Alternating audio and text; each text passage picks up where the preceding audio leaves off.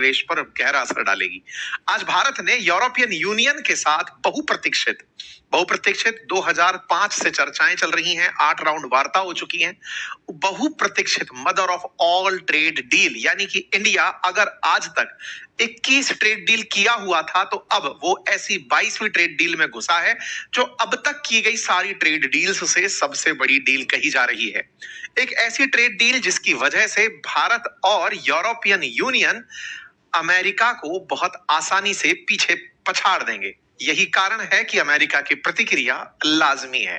ऐसे समय पर जहां एक और अमेरिका भारत से ट्रेड डील के नाम पर लगातार नेगोशिएशन किए जा रहा है, साल दर साल आगे बढ़ता जा रहा है, और इस बीच में लंबे समय से भारत और यूरोपियन यूनियन के बीच में पेंडिंग रही ट्रेड डील साइन हो जाती है। ट्रेड डील का आसानी से अर्थ यह है, क्योंकि अब आप सभी लोग टैरिफ से पूरी तरह अवगत हो ही चुके हैं, तो ऐसी डील्स जिनमें टैरिफ ना हो या ना के बराबर हो, ऐसी ट्रेड डील भारत और यूरोपियन यूनियन ने साइन कर ली है। आसान भाषा में कहें तो आपने अगर कभी मर्सिडीज, बीएमडब्ल्यू, ऑडी जैसी गाड़ियों को देश में बहुत महंगा पाया तो अक्सर सुनते हुए भी पाया होगा कि इन कंपनीज को भारत में गाड़ी बेचते समय बहुत ज्यादा टैक्स चुकाना पड़ता है। समझिए कि वो टैक्स अब ना के बराबर रह गया है। मतलब बड़ी सूचनाओं में महंगी गाड़ियां या यूरोपियन सामान भारत में अब बहुत सस्ता होने जा रहा है। इसी तरह भारत का जो सामान यूरोप में बिकने जाता था अब वो वहां बहुत सस्ता होने जा रहा है। ऐसे में भारत और यूरोपियन यूनियन, जो कि 27 देशों का समूह है, दुनिया की दो बड़ी इकोनॉमीज के रूप में एक दूसरे को रिप्रेजेंट करते हैं। European Union as a combined world की सेकंड लार्जेस्ट इकोनॉमी कहलाता है और भारत दुनिया की चौथी सबसे बड़ी इकोनॉमी कहलाता है। भारत और यूरोपियन यूनियन के बीच में हुआ यह ट्रेड डील दुनिया के लगभग 25% सीधे सीधे जीडीपी को रिप्रेजेंट करेगा, साथ ही साथ दुनिया के व्यापार में 1/3 का योगदान देगा। अमेरिका के स्थान पर यूरोपियन यूनियन के साथ भारत की जो ये ट्रेड डील है, ये भारत को बहुत अच्छा निर्यात में स्थापित करेगा, विदेशी निवेश के, विदेशी धन के बड़े सोर्स के रूप में स्थापित होगा। कुल मिलाकर इसे mother of all trade deal अगर कहकर संबोधित किया जा रहा है तो यह निश्चित ही सिग्निफिकेंस रखती है।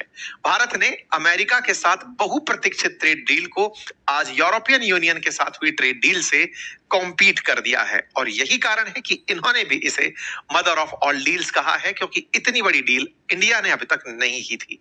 स्वतंत्र भारत के इतिहास में भारत अब तक 21 ट्रेड डील कर चुका है। ये 22वीं ट्रेड डील है, लेकिन इतनी बड़ी डील हमने नहीं की। इंटरेस्टिंग होगा कि हमने इसी साल में, एक साल के दरमियान 25 और 26 के बीच में, भारत यूरोप में यूरोपियन यूनियन से, ईएफटीए से और यूके से डील कर चुका है। यानी कि अब पूरे यूरोप में भारत का सामान लगभग जीरो टैरिफ या जीरो के इक्विवेलेंट टैरिफ पर पहुंचने लगेगा।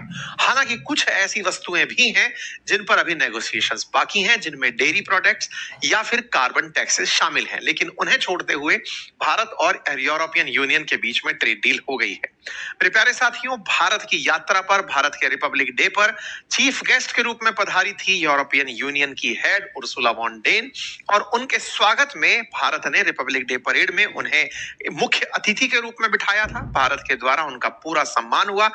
बाद में इस बात की घोषणा होती है।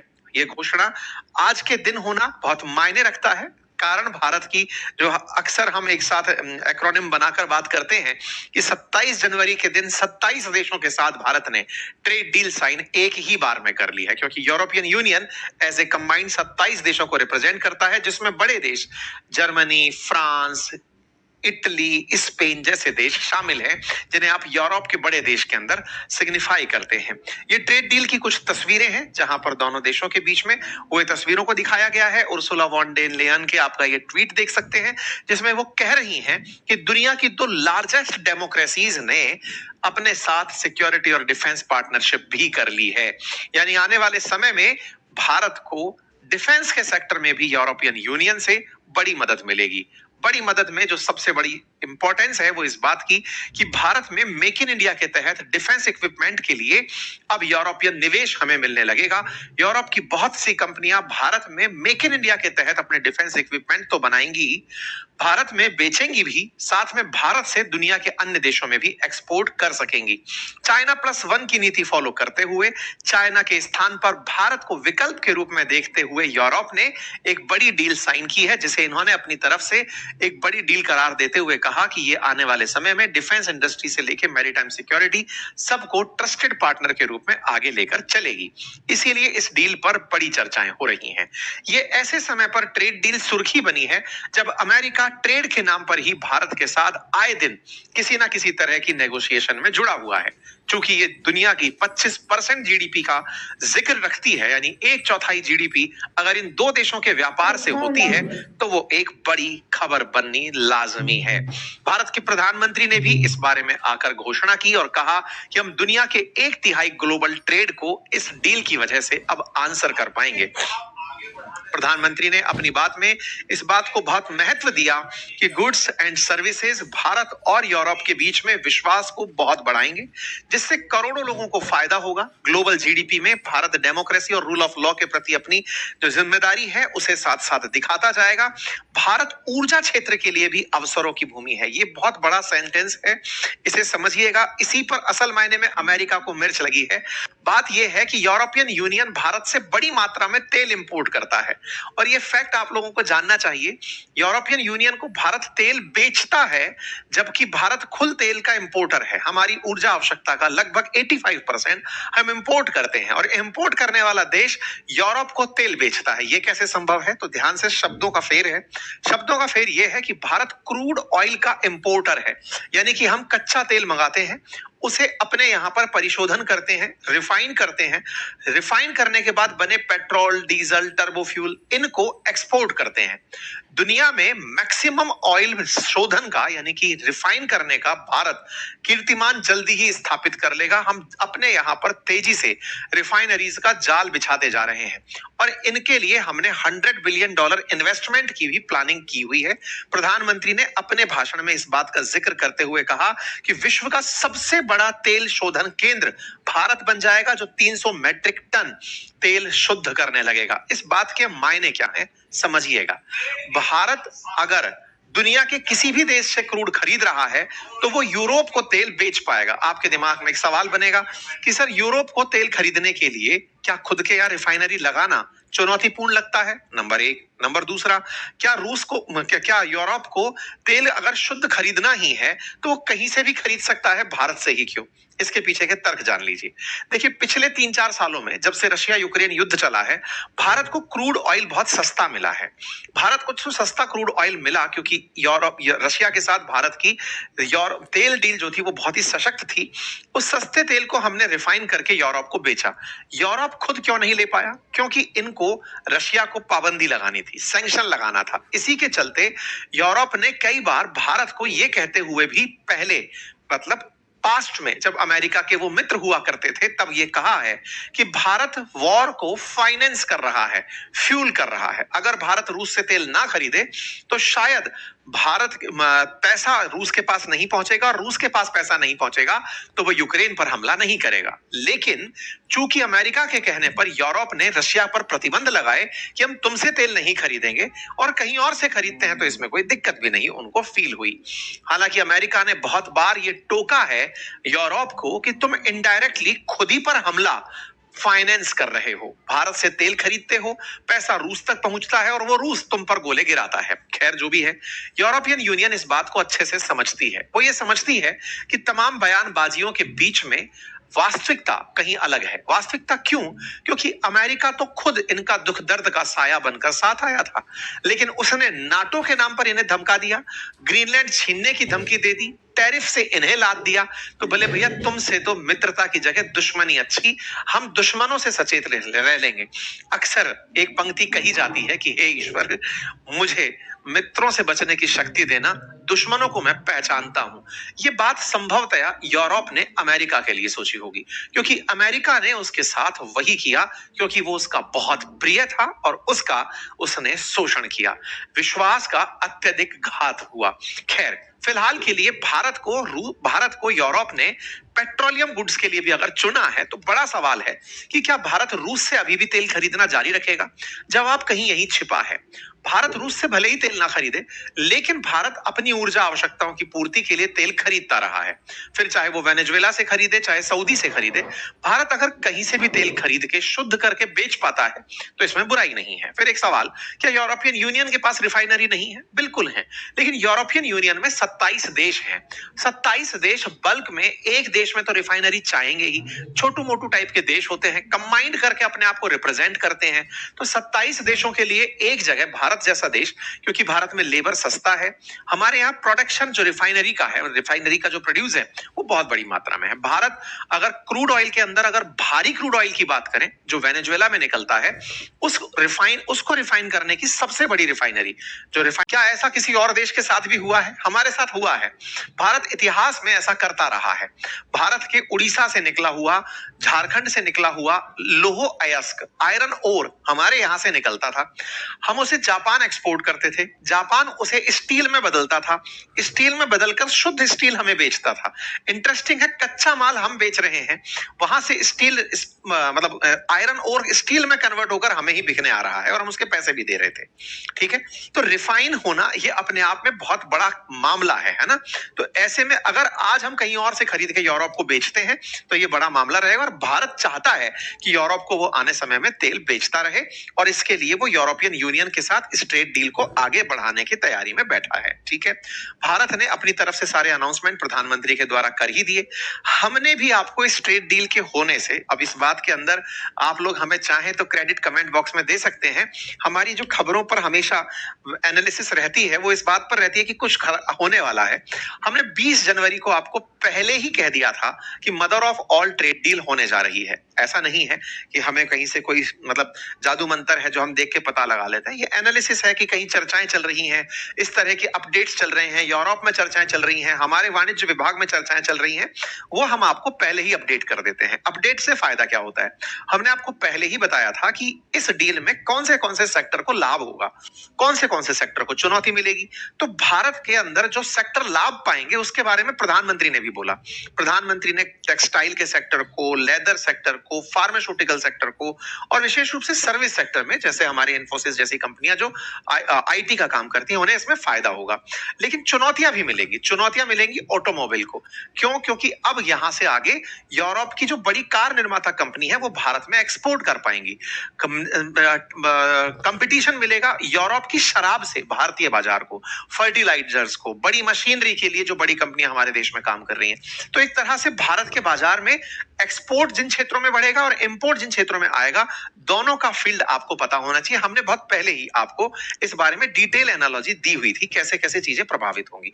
ये इसका पूरा विकास क्रम है। विकास क्रम के अंदर ये चैनल है बातें बाजार की। अगर आप फाइनेंस से रिलेटेड जानकारी चाहते हैं, मार्केट में जो अपडेट चल रहा है उस पर अक्सर हम जानकारी देते रहते हैं। यूट्यूब पर ये चैनल है, आप चाहें तो इसे सब्सक्राइब कर सकते हैं। ऐसे में भारत और यूरोप के बीच में 2024 में 8th राउंड तक की नेगोशिएशंस हो चुकी थी, और उन नेगोशिएशंस का परिणाम ये निकला जब ईयू काउंसिल के प्रेसिडेंट कोस्टा और commissioner president von der Leyen यहां पर पहुंचे। आप में से कुछ लोग एक सवाल जरूर दिमाग में रख सकते हैं, हालांकि ये बहुत ही बेसिक क्वेश्चन है, लेकिन फिर भी एक बार जिक्र में जरूर ले लें।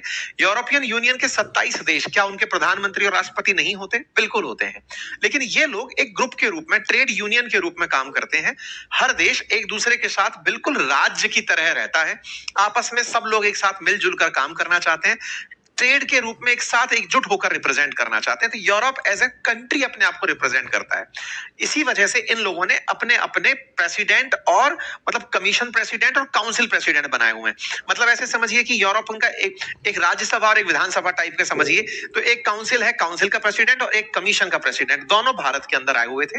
यूरोपियन यूनियन ब्रसेल्स में बैठता है, बेल्जियम की जो राजधानी, और यहाँ पर पूरी संसद बनी हुई है इन लोगों की, और उस संसद में हर देश अपनी तरफ से रिप्रेजेंटेटिव भेजता है। पूरे यूरोप के लिए वहां पर डील ली जाती हैं, आपसी नेगोशिएशंस होते हैं।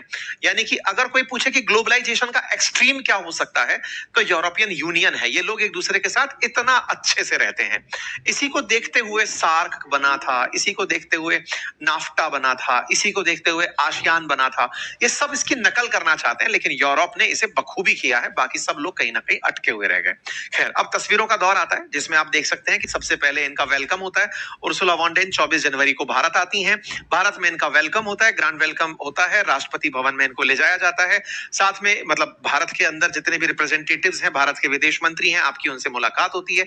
ईयू की जो एचआरपीवी हैं, उनसे भारत के विदेश मंत्री की मुलाकात होती है। तमाम तस्वीरें, और उन तस्वीरों में इनकी तरफ से यानी कि यूरोप की तरफ से अपने लिए ऑनर ऑफ लाइफ टाइम कह करके कि भाई जीवन भर का हमारे लिए बड़ा ऑनर है कि हमें इस तरह से चीफ गेस्ट रिपब्लिक डे के सेलिब्रेशन में बनाया गया। एंटोनियो कोस्टा ने भारत को धन्यवाद दिया और तस्वीरें आई। रिपब्लिक डे की परेड में भारत ने बकायदा इन्हें चीफ गेस्ट के रूप में रखा और बकायदा मतलब जो हमारी झांकियां होती हैं, जो हमारी सेना का अदम्य साहस जो कर्तव्य पथ पर कदम ताल करते हुए दिखाई देता है, सेना की कलाबाजियों में दिखाई देता है, वो हमने इन्हें अपने साथ एविडेंस किया कि आप आइए और इसे देखिए। भारत के प्रधानमंत्री का इनके मतलब भारत के प्रधानमंत्री के द्वारा इनका स्वागत। और इस तस्वीर में एक ध्यान दीजिएगा, ये तस्वीर जो आप देख रहे हैं, ये यूरोप से आए हुए दो सैनिक हैं जो यूरोपियन कमीशन का झंडा लेकर के चल रहे हैं, यूनियन का झंडा लेते हुए चल रहे हैं। इस बात पर अमेरिका के एक पत्रकार ने इस बात को उठाते हुए, मतलब असल में क्या है कि ये समझिए कि पत्रकार तो यूरोप का है, लेकिन अमेरिका के लोग बहुत फॉलो करते हैं इसे, कि यूरोपियन यूनियन का फ्लैग पहली बार मिलिट्री परेड में कहीं और दिखाई दिया। ये अपने आप में एक बड़ी खबर बनकर आती है कि यूरोपियन यूनियन का फ्लैग इंडिया की मिलिट्री परेड में दिखाई देता है। ये एक दूसरे के प्रति विश्वास को दिखाता है, क्योंकि भारत ने यूरोपियन यूनियन के साथ डिफेंस पार्टनरशिप जो कर ली है। इसकी तस्वीरें बाहर आती हैं। प्रधानमंत्री मतलब राष्ट्रपति आवास पर आपकी मुलाकात होती है देश के राष्ट्रपति महामहिम से, और आप यहां पर मुलाकात की तस्वीरें साझा करते हैं। फिर अगले दिन यानी 27 जनवरी यानी कि आज सुबह बापू के समाधि स्थल पर जाकर के आप पुष्पांजलि अर्पित करते हैं। आप तस्वीरों में से देखते हैं। और उसके बाद उसी दौरान भारत के प्रधानमंत्री के द्वारा पब्लिक में यह अनाउंसमेंट कर दिया जाता है कि भारत ने और यूरोपियन यूनियन ने मिलकर के एक बहुत बड़ी डील साइन कर ली है, जिसे मदर ऑफ ऑल डील के रूप में दुनिया रिकॉग्नाइज कर रही है। तस्वीरें बाहर आती हैं कि हम लोगों के बीच में ये डील होने को 26 जनवरी को ही हो चुकी थी। आज इसका ऑफिशियल अनाउंसमेंट हुआ है। टेक्निकली ऐसा हो सकता है कि 26 जनवरी के दिन भारत में ऑलरेडी एक बड़ा इवेंट था, 26 जनवरी की रिपब्लिक डे परेड थी, और इस बीच में उस तरह की खबरें आती तो रिपब्लिक डे परेड का जो त्योहार का जो काम है, अक्सर कहते हैं ना नेशनल हॉलिडे वाले दिन अगर बात व्यापार की हो रही है, तो चलिए अगले दिन की तरह से बात निकाल दी। 27 को 27 से मिला करके एकदम प्रबलता के साथ ये सारी बातें लिख दी गई। ठीक है, यहाँ पर फिर एक दूसरे को धन्यवाद ज्ञापित होने की वीडियो बाहर आते हैं। इतिहास का अब तक का सबसे बड़ा इसको ट्रेड डील करार दिया जाता है, सुखद संयोग करार दिया जाता है। 27 देशों के साथ एक साथ 27 तारीख को ट्रेड डील कर दी गई। इस बात को उर्सुला वॉन डेन जो कि रिप्रेजेंट करती थी यूरोपियन यूनियन को, उन्होंने अपनी तरफ से भारत को धन्यवाद दिया। अब यूरोपियन कमीशन की भी साइट पर आप इस सारी जानकारी को देख सकते हैं। ये उनकी वेबसाइट है जहां पर इन्हें इस तरह से रिप्रेजेंट करते हुए दिखाया गया कि उन्होंने भी इसे बहुत बड़ी डील के रूप में एक्सेप्ट किया है। अच्छा, दूसरा क्या है, यूरोपियन यूनियन के साथ भारत की ये ट्रेड डील एक और रास्ते को खोलेगी, जिसका नाम है IMCA। भारत के साथ में मिडिल ईस्ट को लेकर के IMEA, भारत के साथ में India middle east economic corridor, जिसकी कभी बाइडेन जिक्र किया करते थे। अब यहां पर अगर यूरोपियन यूनियन बन जाता है तो देखिए भारत के साथ ऑलरेडी UAE के साथ भारत के बहुत अच्छे व्यापारिक संबंध हैं। UAE के बाद में सऊदी के साथ बहुत अच्छे संबंध हैं, और सऊदी के बाद में फिर इधर जॉर्डन और इजराइल, और इसके बाद सीधा यूरोप। तो आने वाले समय में हो सकता है कि यहां पर एक ऐसा ट्रेड रूट बन जाए जो कि व्यापार को बहुत गति दे सके। अभी जो आता है सामान वो स्वेज कैनाल होते हुए निकलकर लाल सागर से होते हुए आता है ना। आने वाले समय में इस रूट को अगर ट्रेन से कनेक्ट कर दिया जाएगा तो यहां पर एक बहुत बड़ा रूट बनकर आएगा, हाइफा पोर्ट होते हुए। इसका भी जिक्र यहां पर हुआ। कुल मिलाकर के भारत ने एक बड़ी डील की है, जिसके फिगर्स में 25% GDP को कवर करना एक बड़ी जानकारी। अब सवाल है कौन किसको कितना माल अभी बेचता है। बात की जाए तो भारत से EU को 6.9 लाख करोड़ का निर्यात होता है, और EU से भारत को 5.5 लाख करोड़ का। तो भारत ज्यादा निर्यात करता है। इसका मतलब लगभग कितना हुआ ये 0.6 लाख करोड़ रुपए, 60,000 करोड़ के आसपास भारत EU से व्यापार करके कमाता है। और जब भारत व्यापार करके कमाता है और ये लंबा करियर बढ़ता चला जा रहा है। भारत जब इंडिया का जो एक्सपोर्ट है वो $77 बिलियन के अराउंड ऑलरेडी खड़ा हुआ है। ये एक्सपोर्ट बढ़ते हुए दोनों देशों के बीच का व्यापार $200 बिलियन तक जाने की बातें हो रही हैं। ऐसे में मेडिकल सर्जिकल उपकरणों पर 90% सामान टैक्स फ्री होना, खाद्य उत्पादों पर लगने वाला शुल्क घट जाना, यूरोपीय देशों की शराब पर 150% जो टैरिफ लगता था अब वो 20 से 30% रह जाएगा, बियर पर शुल्क 50% रह जाएगा, स्पिरिट पर 40% रह जाएगा। ये वो फिगर्स हैं जिससे ये पता चलता है कि दोनों देशों के बीच में कौन से सामान ऐसे हैं जो फायदे में होंगे। ठीक है, यहां पर कार और मशीनों के बारे में बात करें तो यूरोपियन कार भारत में हर साल अब 2.5 लाख बिक सकेंगी। बड़ा नंबर होता है। ऑडी, बीएमडब्ल्यू जैसी जो गाड़ियां हैं, मर्सिडीज जैसी जो गाड़ियां हैं, उनका 2.5 लाख अगर कोटा तय कर दिया गया है और उस पर इंपोर्ट ड्यूटी को धीरे धीरे घटाकर 10% तक कर दिया जाएगा, ये दर्शाता है कि अब वो गाड़ियां भारत में बहुत सस्ते दामों पर मिलने लगेंगी। इतना सस्ते कि वो भारत की जो ब्रांड ऑलरेडी सर्वाइव कर रही हैं उनको कॉम्पीट करेंगी, क्योंकि ऑलरेडी वो एक प्रेस्टीज कैरी करके चलती है, ब्रांड वैल्यू कैरी करके चलती है। मशीनरी पर लगने वाला 44% तक का टैक्स और रसायनों पर लगने वाला 22% टैक्स लगभग खत्म हो जाएगा। और तो और जो फाइटर जेट्स हैं या फिर अंतरिक्ष से जुड़े हुए जो सामान है उन पर भी टैरिफ को घटा दिया जाएगा, तो एविएशन सेक्टर में बहुत फायदा होगा। भारत चूंकि दुनिया का तीसरा बड़ा कार मार्केट है और ऐसे में विदेशी कंपनियों का भारत के अंदर 4% तक की योगदान है। ऐसे में टैक्स घटने पर अब विदेशी कंपनियों की गाड़ियां भारत में ज्यादा बिकने लगेंगी, जिससे भारत में बाजार कॉम्पिटिटिव हो जाएगा। साथ ही साथ भारत के कपड़े, जैम्स, ज्वेलरी, फुटवियर, चमड़ा, हस्तशिल्प, इन सेक्टर्स को भी अब बड़ा फायदा होगा, क्योंकि इनके प्रोडक्ट्स अब यूरोपियन बाजार में लगभग जीरो टैरिफ के ऊपर बिक पाएंगे, क्योंकि ये फ्री ट्रेड एग्रीमेंट की तरह है। यहां पर डायरेक्ट एंट्री होगी 2 ट्रिलियन इंडस्ट्रियल मार्केट के अंदर। प्रेफरेंशियल एक्सेस होगा इंडियन इंजीनियरिंग गुड्स का बाजार के अंदर। इंडियन इनोवेशन को किस तरह से फायदा मिलेगा? भारत $300 बिलियन का एक्सपोर्ट टारगेट कर रहा है 2030 तक। परिणाम निकलेगा कि भारत का जो एमएसएमई सेक्टर है वो बहुत तेजी से महाराष्ट्र, कर्नाटका, आंध्र प्रदेश, गुजरात, तमिलनाडु जैसे राज्यों में बहुत ग्रो करने लगेगा। जहां तक बात हो जेम्स एंड ज्वेलरी की, 100% ड्यूटी फ्री एक्सेस मिला है जेम्स एंड ज्वेलरी को। हाल ही में अगर आपको पता हो तो अमेरिका में हम बहुत ज्यादा जेम्स एंड ज्वेलरी एक्सपोर्ट करते थे। टैरिफ के चलते भारत का जैसे सूरत जैसे जो बड़े हब हैं, इन्हें बड़ा नुकसान होने लगा था, लेकिन अब यहां से ड्यूटी फ्री एक्सेस यूरोप में होने लगेगा, तो ये बड़ा बाजार भारत के लिए खुलकर आएगा, जिससे $79 बिलियन के प्रीमियम मार्केट के अंदर भारत की एंट्री हो पाएगी। ये बड़ा इंपैक्ट क्रिएट करेगा। टेक्सटाइल और अपैरल के अंदर बात करें तो जीरो ड्यूटी हो जाएगी 100% लाइंस पर, और मतलब इस तरीके से, और जिससे डायरेक्ट एक्सेस होगा $263 बिलियन के ईयू के टेक्सटाइल मार्केट के अंदर। साथ ही साथ अगर लेदर फुटवियर की बात करें तो 17% से 0% कर दिया गया है।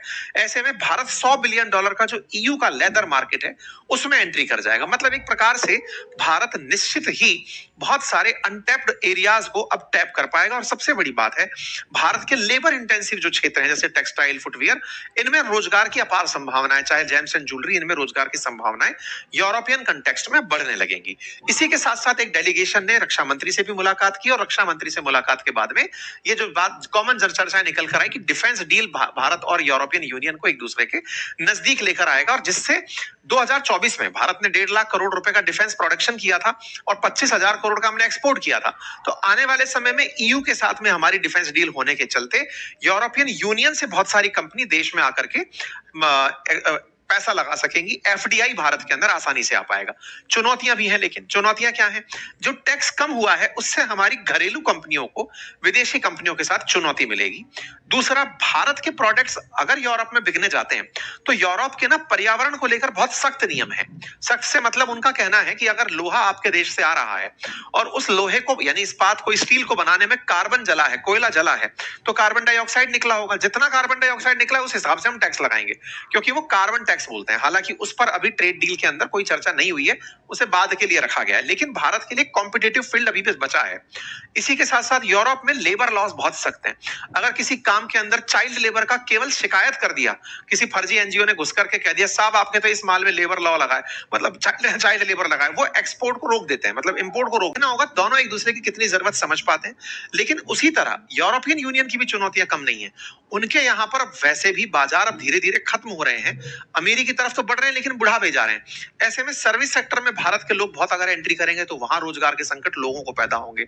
साथ ही साथ भारत का सस्ता माल वहां पहुंचेगा तो बाजार में उनका जो लोकल प्रोडक्शन है भारत के चीप क्वालिटी के सामने नहीं टिक पाएगा। भारत जो सस्ता माल वहां प्रोड्यूस करके पहुंचाता है, भारत ऑलरेडी सस्ता माल बनाते बनाते चाइना के जितना सस्ता माल प्रोड्यूस करने लगा है, तो ऐसे में अब उनके यहाँ पर जो एग्जिस्टिंग प्रोडक्ट है उनको चुनौती देगा।